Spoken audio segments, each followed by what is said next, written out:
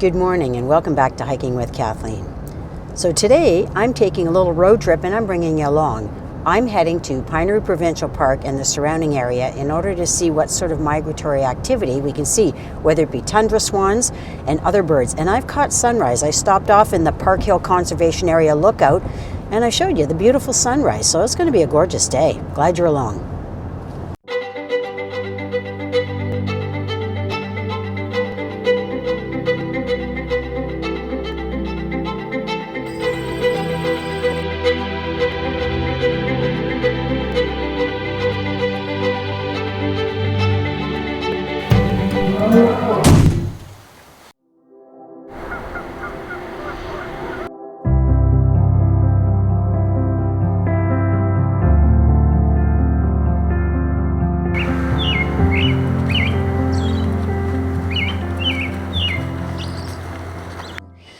Today I'm at Pinery Provincial Park and I'm having a look around, just looking to see what signs of spring I can find here, because after all, this is about final week of March. There's a little bit of snow that's still on the ground here, and I just drove past the area where in the past I've seen a lot of swans that have come to rest on their way to the north, to their breeding grounds. There wasn't a single one, and that's because I think the messed up kind of winter that we've had, where we've had really mild weather followed by really cold weather. But anyway, there'll be a lot of other interesting things here, and I'm happy to have you along. I parked up in the Riverside Area 1 campground, and so what I'm doing right now is I'm walking along the Ausable River, and that is where I tend to get my best sightings because it's a body of water that's basically pond-like, so it attracts a lot of animals that are busily doing business, whether it's beavers, muskrats, waterfowl, and other aquatic type birds and mammals for that matter. So what I'm doing right now is I'm just walking along quietly because I've seen bald eagles flying over. Yeah, there's one there in the air. There's all kinds of interesting possible wildlife sightings. So I'll continue along here. I'm trying to make my way quickly before it starts getting busy with campers moving about. And it's a little past 8 o'clock in the morning, and the earliest time that one can head out on the trails around here is the best time. And that's because you can possibly get some activity from nocturnal animals as they have not yet wrapped up their night, as well as diurnal ones that are active by day and they're just moving about, whether just looking around for food or whatever activity they're called to do. So anyway, yeah, this is very exciting. You never know what you might see, and you can hear all kinds of red-winged blackbirds singing in the background as they're establishing their territories. And of course, they're one of the earliest migrants from their southern wintering grounds. So they've been here for a couple of weeks so far. All right, I'll just let you enjoy the ambiance as I walk through this trail that borders the Ausable River.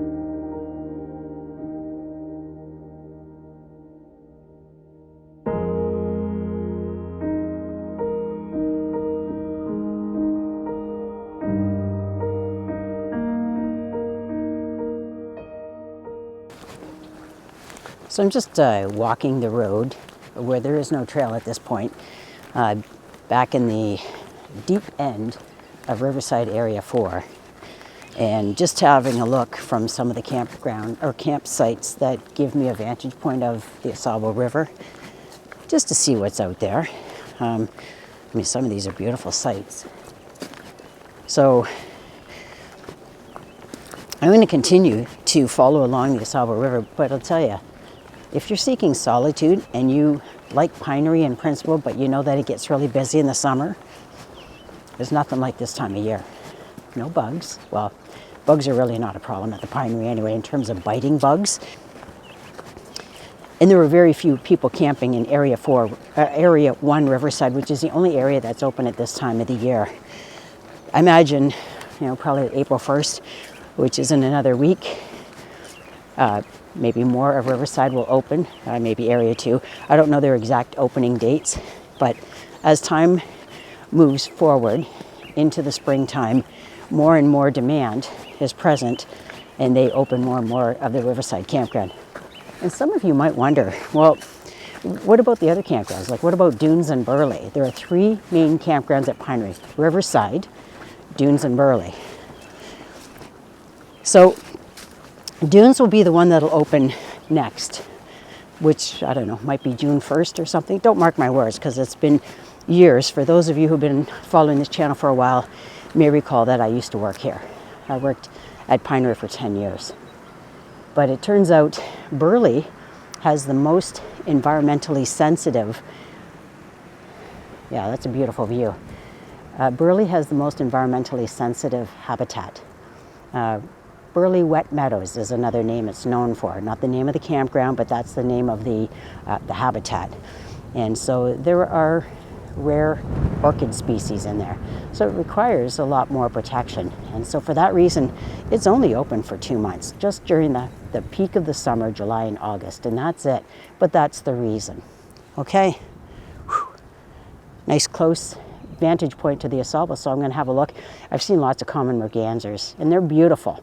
They're not as skittish as the wood ducks. I've had flocks of wood ducks, small groups, that have flown away from me. So they're very skittish because their hunting season ended not that long ago, just a few months ago.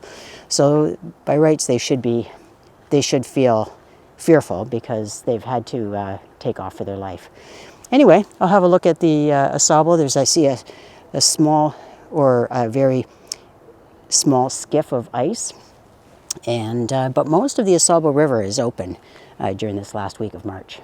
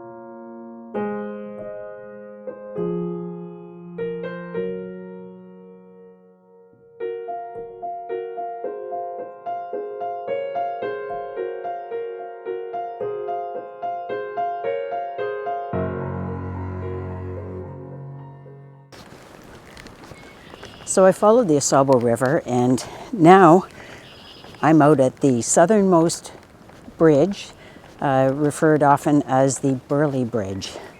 So the one ahead is what leads into the Burley Campground. This whole area of the campground is closed to vehicle traffic. So I just followed a trail that I found along the Ausable River. Love this area of the park because it's the least heavily used. And at this time of year, I haven't passed anybody.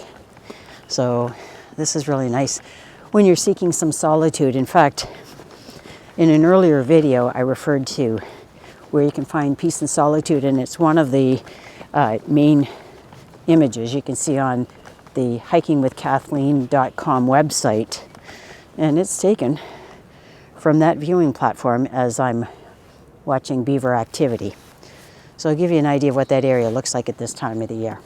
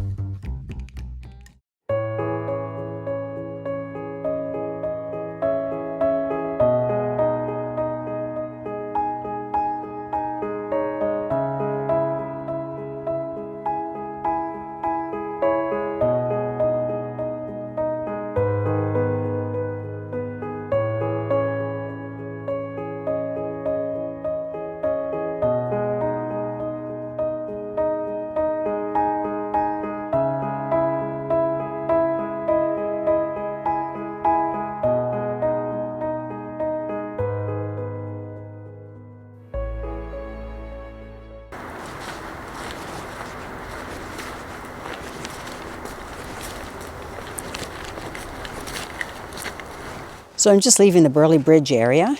I'm just heading back to Riverside Campground.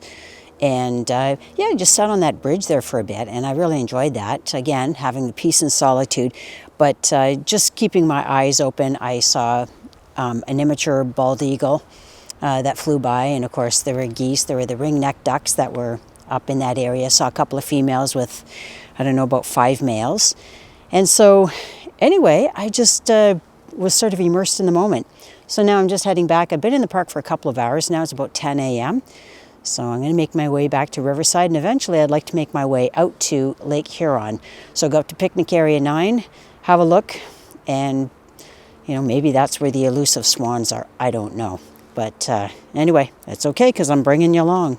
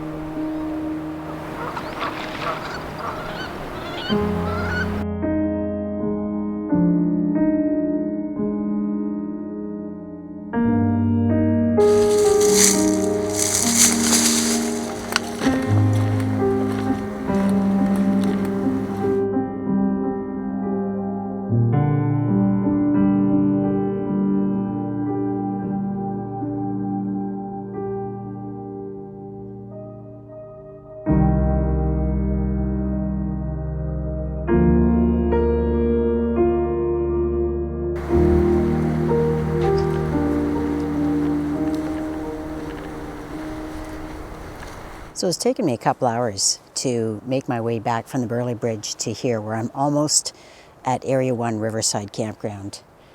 And it's because there were so many interesting things to see as I was following the same pathway, which was along the Ausable River. And the good thing when you come out here is to not be in a hurry, to not be on a timeline. And that way you can just stop and admire or immerse yourself in whatever is going on around you. And there's so much to see. And animals are interesting anyway in their behavior as they're feeding or scurrying away. There was a flock of wood ducks that were making a lot of commotion as they were flying away. I don't know if they seemed to be afraid of a juvenile bald eagle that was descending on the area and kind of hanging out. So, I mean, they are big birds of prey. Maybe that's where the wood ducks felt threatened. There were also some smaller bird-eating birds of prey. And I filmed one of them, so I'm going to have to look that up for you. And then there was another one that was quite small, like about the size of, say, a kestrel. And it was flying after birds. So it's peaceful for us, but it's very scary for wildlife, right? Because they can't count on it being a peaceful end of the day. They're always watching out to see whatever's coming up behind them to pursue them for a meal. But anyway, this is a beautiful setting.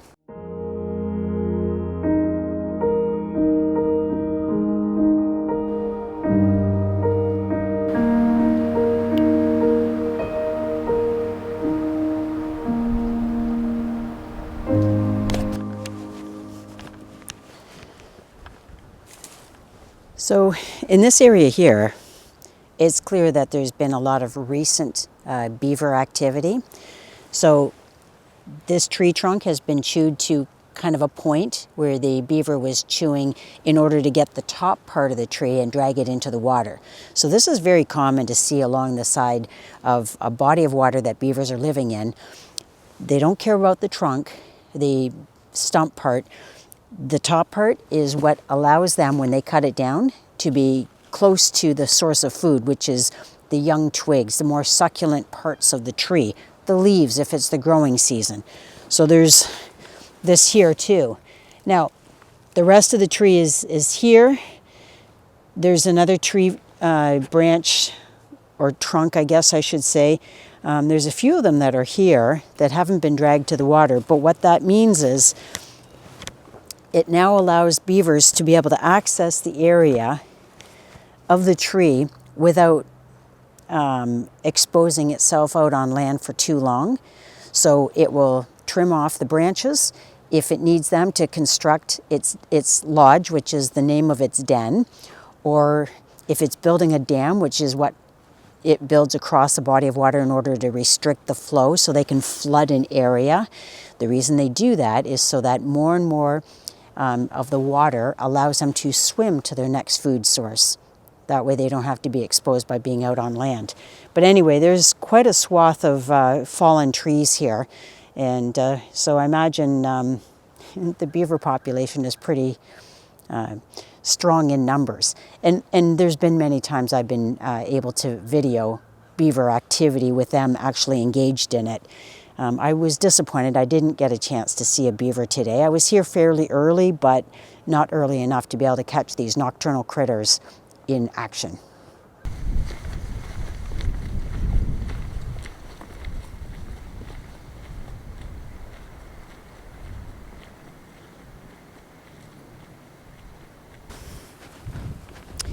So I'm just heading down to the lakeshore. So this is Lake Huron in Pinery. And I just want to do a shout out because I just had a great opportunity to catch up with a staff member that I have come to know from time to time when I come here. Her name is Sophia. So Sophia, it was really great to run into you. So what I'm going to do is I'm going to walk down to the lakeshore. This is really great, walking past the dune system. The dunes that are newest, the ones that have been formed most recently, are the ones closest to Lake Huron. The ones that you see are farther and farther away from the lake are ones that were formed hundreds and thousands of years ago. Like back at the front entrance, those ones have been around for several thousand years. So this whole park is built on a series of sand dunes. And the only reason the sand dunes don't keep moving in the windy days is because the plants and their roots hold the sand dunes in one place. And that's why it's really important, you know, for us to walk along the roads or boardwalks, because if we kill the plants, the dune has nothing to hold it still and continues to move and blows sometimes big bowl-shaped areas out on really, really windy days. Okay, I'm going to go and take a look and see what might be out on Lake Huron.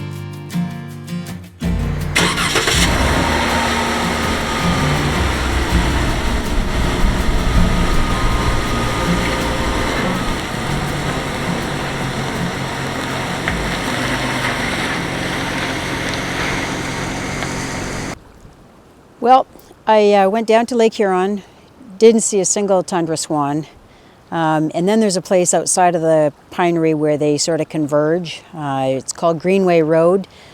There wasn't a single one, and it might be just because of the weird weather patterns this year. But in any case, I got to see some beautiful wildlife, and I really enjoyed my time at the Pinery. Taking that hike along the Ausable River, I mean, that's really fulfilling for me, because you never know what you're going to see, and there's always so much beauty. So I'm just finishing off today's video back at the Park Hill Conservation Area lookout. It was much prettier this morning when I was catching the sunrise. It's become a bit of a gray day, but I want to wrap up today, and thank you so much for taking your time and following me on this journey today. See you back on the trail next Tuesday. Bye for now.